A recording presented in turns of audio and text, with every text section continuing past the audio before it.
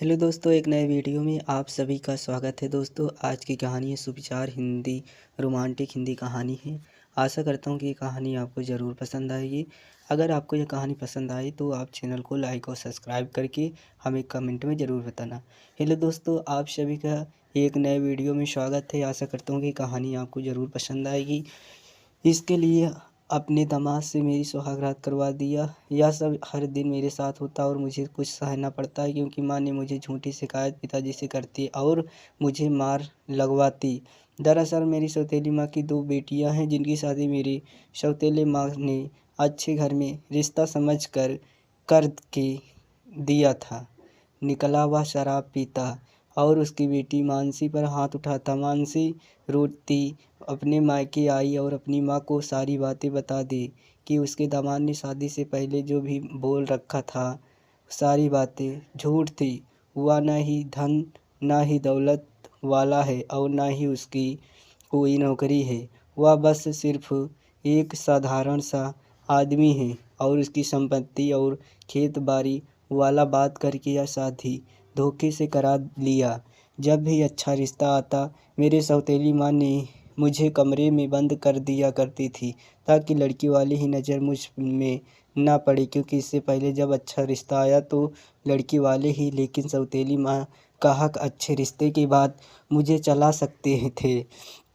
तो वह गुस्से में आकर के मेरी उस समय पिटाई कर दी थी कि तू लड़के वाले के सामने आई, क्योंकि इसके बाद भी जब भी बड़े घर का रिश्ता आता जिनकी खेत बाड़ी ज़्यादा होते हैं, चिट्ठी और नैन नख भी मेरे तरीके थे, जबकि उसकी बेटिया के रंग फीके थे और उनके चेहरे की बनावट भी देखने में सुंदर नहीं था।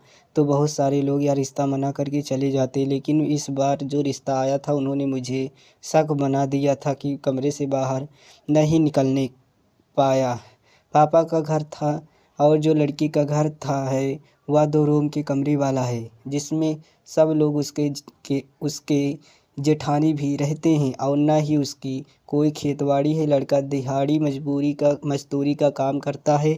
वह देखने में बहुत ही क्यूट नहीं है, क्योंकि यह शादी तो अब हो चुकी थी। वह रोज़ रात में शराब पीता और उसके बेटे जिसका नाम मानसी था, उसे घर के सारे काम करने पड़ते हैं। जब वह अपने पति से अपने जेठानी की कोई शिकायत करती तो उल्टा उसके पति उसे मारता और गालियाँ भी देता, क्योंकि वह बहुत ही अच्छी।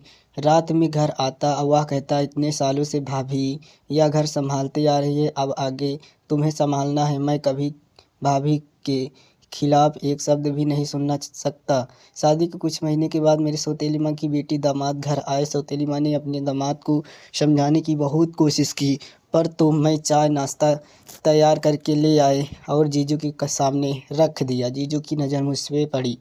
उन्होंने पूछा, यह लड़की कौन है? मेरे सौतेली माँ ने जवाब दिया कि पूजा उनकी पहली पत्नी की बेटी है। जीजू ने कहा, इसे तो मैं शादी में देखा नहीं था, न ही जब शादी की बात चल रही थी वहाँ पर दिखी। किचन में चली गई। नाश्ता करके मेरी सौतेली माँ की बेटी दामाद अपने कमरे में चली गई। यहाँ पर कुछ दिन रुकने वाली थी, तो उनकी खातिरदारी के लिए मेरे सौतेली माँ ने मुझे लगा रखा था। मुझे एक पल भी चैन न था। नाश्ता से लेकर खाना पीना सब कुछ मुझे ही करना पड़ता था। अपनी अपनी कमरे में थे। उसी वक्त लाइट चली गई। वैसे भी हमारे गांव में लाइट शाम होते ही चली जाती है और काफ़ी देर के बाद आती है, लेकिन शाम में तो लाइट थी। रात होते ही लाइट कट गई। अब पता नहीं लाइट कब आएगी। मैं इसी के इंतज़ार में मैं तो मेरे हाथों को कसकर पकड़ लिया और ऐसा लगा मेरे हाथों को किसी ने चूम लिया। उसने मुंह दबाया और कमरे का ठंडी कुंडी लगा दिया। उसके बाद मुझे पलंग पर पलट दिया। मेरे ऊपर चढ़कर मुझे मेरे पूरे जिस्म को देखने लगा। खूबसूरत हो, बाला की चीज़ हो। यदि मैं तुम्हें पहली बार देखा होता तो मैं यह शादी तुमसे ही करता। यदि तुमने चीखा तो मैं तो इस घर का दामाद हूँ। मैं तो कह दूंगा कि इस लड़की ने ही मुझे अपने कमरे में खींच लिया और दरवाजे की कंडी लगा दी। मैं डर गई, मैं घबरा सी गई। मुझे लगा ऐसा क्यों कर रहे हैं, हमें पता भी नहीं था। हाथ लगा करके दबाता रहा। मैंने कहा, जीजू छोड़िए, यह आप क्या कर रहे हैं? अरे तुझे तो देख करके मैं उसी से पागल हो गया था। इतनी देर से मैं कैसे बर्दाश्त किया वह मैं ही जानता हूँ। आज मैं तेरे साथ वह सब करूँगा जो मैं करना चाहता हूँ। जीजू सभी चीज़ों को देखने लगे, तभी निकली और काम में लग गई। अब तो उस इंसान को मेरी सभी आदत लग गई थी। वह बस मौके की तलाश में रहता, मुझे कसकर अपने बाहों में भर लेता और मेरे पूरे शरीर को देखता निचोड़ता। और सौतेले माँ की बेटी दामाद 3 दिन से भूखी थी। दोस्तों, कैसी लगी कहानी? आशा करता हूँ कि आपको कहानी पसंद आई होगी। अगर आपको ये कहानी पसंद आए तो आप चैनल को लाइक और सब्सक्राइब करें। नेक्स्ट वीडियो में फिर से मिलते हैं हम।